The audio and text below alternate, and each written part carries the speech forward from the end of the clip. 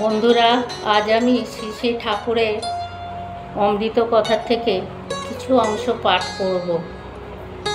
ওম স্থাপকায় চ ধর্মস্য সর্বধর্মস্বরূপিণী অবতার বরিষ্ঠায় রামকৃষ্ণায় তে নমঃ। ওম নমঃ শ্রী ভগবতে রামকৃষ্ণায় তে নমঃ। ওম নমঃ শ্রী ভগবতে রামকৃষ্ণায় তে নমঃ।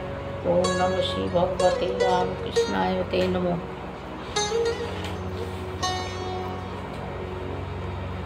রামলাল দাদা বলছেন, মার মন্দিরে যদি কেউ চোখ বন্ধ করে ধ্যান করত কি জপ করত, তা দেখে ঠাকুর তাকে বলতেন, এখানে আবার ওসব করা কেন গো? সাক্ষাৎ মা চিন্ময়ী বিরাজ করছে, আশ মিটিয়ে দেখে নাও। ওসব বাইরে চলে, যেখানে অনুভূতি হবে না, এখানে ওসব করো না। মনে করো তুমি তোমার আপন মার কাছে গেছো মাকে দেখতে। তুমি কি চোখ বন্ধ করে মার কাছে বসবে না মালা জপবে? ঠাকুর বলতেন,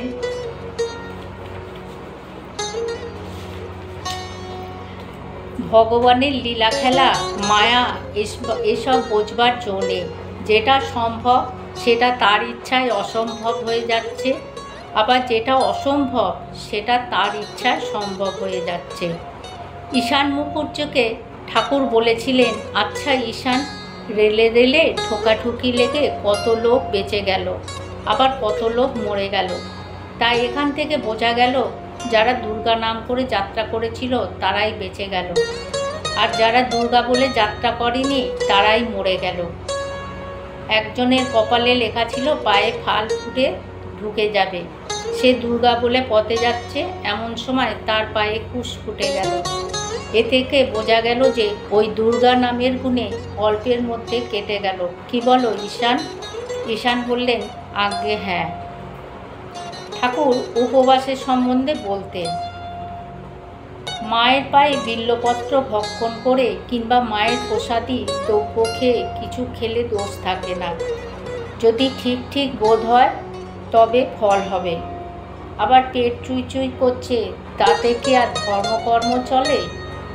একে কলিকাল, অন্নগত প্রাণ, অল্প আয়ু, উপবাস করে ওসব করা চলে না। তাতে ঠিক ঠিক মন বসে না, তাই আগে কিছু খেয়ে নিতে হয়। ঠাকুর সোমবারে চুল কাটতেন। ঠাকুরের চর্ম অত্যন্ত কোমল ছিল, তাই খুর দিয়ে তার দাড়ি কামানো যেত না, নাপিত তার দাড়ি ছেটে দিত। হৃদয় দাদা ঠাকুরের খুব সেবা করেছেন।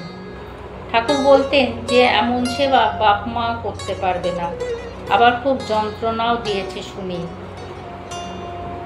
সেসব ঝগড়া, রামলাল দাদা বলছে, সেসব ঝগড়া দেখবার মতো ছিল।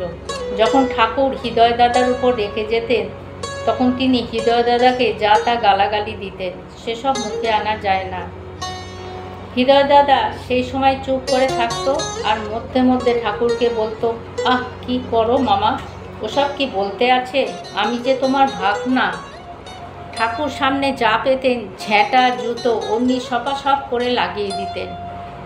এইসব ব্যাপার দেখে আমি ভাবতুম, এইবার বুঝি দুজনে ছাড়াছাড়ি আড়াআড়ি হয়ে যাবে, কিন্তু তা হতো না।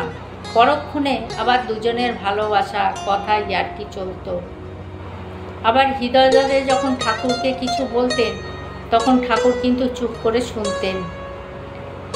দক্ষিণেশ্বরে ঠাকুর যে ঘরে থাকতেন, কত নাচ গান, কত রঙ্গরস হয়েছে। ঠাকুর এমন রঙ্গরস রহস্য করতেন যে হেসে হেসে হাড়ি নাড়ি বেদনা হয়ে যেত। তিনি ভক্তদের বলতেন, হ্যাঁ গা, আমি এসব জানি, শুনেছি, দেখেছি, তাই বলছি, তাতে কি দোষ হবে? ভক্তেরা বলতেন, না না, আপনি বলুন না, বেশ ভালো লাগছে।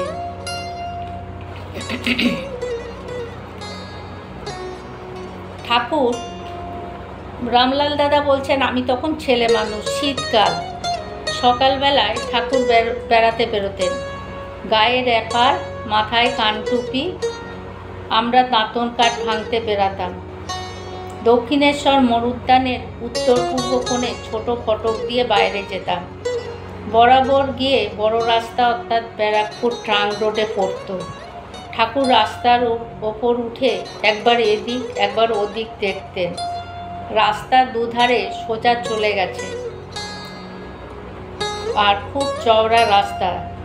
ঠাকুর বলতেন, দেখো বড় রাস্তা যেন সাধুর মন, কোথাও বাঁকচোর নেই।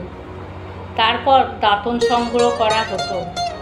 সেখান থেকে অত দূর থেকে মন্দিরের চূড়া দেখা যেত। চূড়ার কারুকার্য ঠিক কাটা কাটা দেখায়, অর্থাৎ উপরে যে কাঁটা কাঁটা থাক থাক কাজ আছে সেইগুলো।